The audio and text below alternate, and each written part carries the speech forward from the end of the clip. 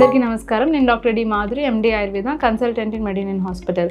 Migraine గురించి మనం ఈరోజు ఎక్స్ప్లెయిన్ చేస్తాను. సో మైగ్రేన్లో మనకి ఎటువంటి లక్షణాలు ఉంటాయి అండ్ దీనికి ట్రీట్మెంట్ ఎలా ఉంటుంది ఆయుర్వేదంలో గురించి మీకు తెలుసుకోవాలి. ఎందుకంటే మైగ్రేన్ అనేసరికి అప్పటికప్పుడు రిలీవ్ అయ్యే మెడిసిన్స్ అనేవి ఎక్కువ తీసుకుంటున్నారు. సో దానివల్ల ఏమవుతుంది, అప్పటికప్పుడు పెయిన్ తగ్గుతుంది, బట్ మళ్ళీ ఇది రికరెన్స్ అనేది వస్తూ ఉంటుంది అనమాట.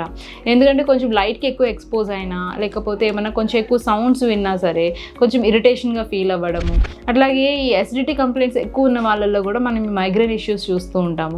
ఇర్రెగ్యులర్గా స్లీపింగ్ పొజిషన్స్ కానీ, ఇర్రెగ్యులర్గా స్లీపింగ్ టైమింగ్స్ కానీ, ఇట్లాంటివి ఉన్న వాళ్ళల్లో కూడా మనం ఈ మైగ్రేన్ లక్షణాలు అనేవి ఎక్కువ చూస్తూ ఉంటాము. సో ఈ మైగ్రేన్లో మెయిన్ ఏమవుతుంది అంటే సివియర్ నాజియా ఉంటుంది, అంటే వామిటింగ్ సెన్సేషన్ ఉండడము, వామిటింగ్స్ అవ్వడము, అంటే పెయిన్ బాగా ఎక్కువ ఉన్నప్పుడు వామిటింగ్స్ అయిన తర్వాత వాళ్ళకి పెయిన్ అనేది రిలీవ్ అవుతుంది అనమాట. అంటే అంత సివియారిటీ ఆఫ్ పెయిన్ అనేది అబ్జర్వ్ చేస్తూ ఉంటాము. ఈ మైగ్రేన్లో కూడా ఒక హాఫ్ ఆఫ్ ద హెడ్లోనే పెయిన్ ఎక్కువ ఉంటుంది, ఏదో రైట్ సైడ్ కానీ లెఫ్ట్ సైడ్ కానీ మనకి షిఫ్టింగ్ పెయిన్ కూడా ఉంటుంది. చాలా సివియర్గా, అంటే ఎంత సివియర్గా ఉంటుంది అంటే ఏదన్నా సుత్తితో కొట్టినా, ఏదన్నా కర్రతో కొట్టినా ఎంత పెయిన్ వస్తుందో అంత సివియర్ పెయిన్ అనేది అబ్జర్వ్ చేస్తూ ఉంటారు పేషెంట్స్.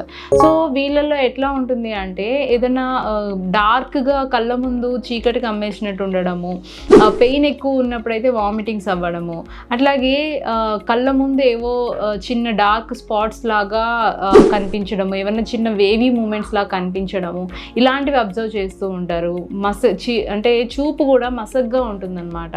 సో బ్లర్డ్ విజన్ కూడా అబ్జర్వ్ చేస్తూ ఉంటారు. అండ్ చెవిలో కూడా కొన్ని రకాలైన సౌండ్స్ లాంటివి వినిపిస్తూ ఉంటాయి, దాన్ని టినిటస్ అంటూ ఉంటాము. సో మైగ్రేన్లో ఈ టినిటస్ ఇష్యూ కూడా చూస్తూ ఉంటాము. సో ఈ లక్షణాలు అనేవి ఎక్కువ మైగ్రేన్లో అబ్జర్వ్ చేస్తూ ఉంటాము. సో ఇది రావడానికి గల మెయిన్ రీజన్స్ ఏంటి అంటే ఏమన్నా హెరిడిటరీ ఏమన్నా మైగ్రేన్ ఇష్యూస్ ఉన్నాయా ఫ్యామిలీలో అనేది చూసుకోవాలి.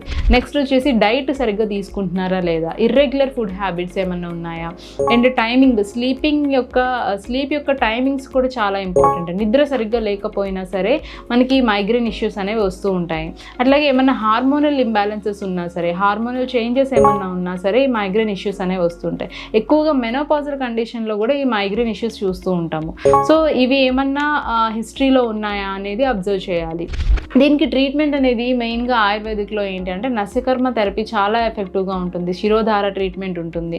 సో ఈ నస్యకర్మ అంటే మెడికేటెడ్ ఆయిల్స్ అనేవి నేజల్ త్రూగా వేస్తూ ఉంటాం. సో దానివల్ల ఏమవుతుంది అంటే మనకి స్టిమ్యులేషన్ జరిగి అక్కడ కంప్లీట్గా మనకి మైగ్రేన్ ఇష్యూ అనేది క్లియర్ అయిపోతుంది. అంటే కొన్ని సిట్టింగ్స్ లాగా ఈ థెరపీ అనేది చేస్తూ ఉంటాం. నెక్స్ట్ శిరోధార కూడా మెడికేటెడ్ ఆయిల్స్ ఏవైతే వాతాహార ద్రవ్యాలు ఉంటాయో, పిత్తహార ద్రవ్యాలు ఉంటాయో వీటితో తయారు చేసిన ఆయిల్స్తో శిరోధార ట్రీట్మెంట్ అనేది చేస్తాము. సో దీనివల్ల మనకి మ్యాక్సిమం ఒక 60% వరకు మైగ్రేన్ ఇష్యూస్ తగ్గిపోతాయి.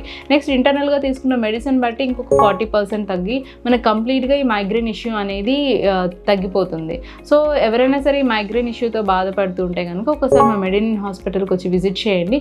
ఇక్కడ మీకు మెడిసిన్స్తో పాటు ఎక్సర్సైజ్, ఇమ్యూనిటీ, డైట్ అన్నీ ప్రొవైడ్ చేస్తాం. సో దాన్ని బట్టి మనకు కంప్లీట్గా ఈ డిసీజ్ అనేది రూట్స్ నుంచి ఎలిమినేట్ చేయడం జరుగుతుంది. Thank you.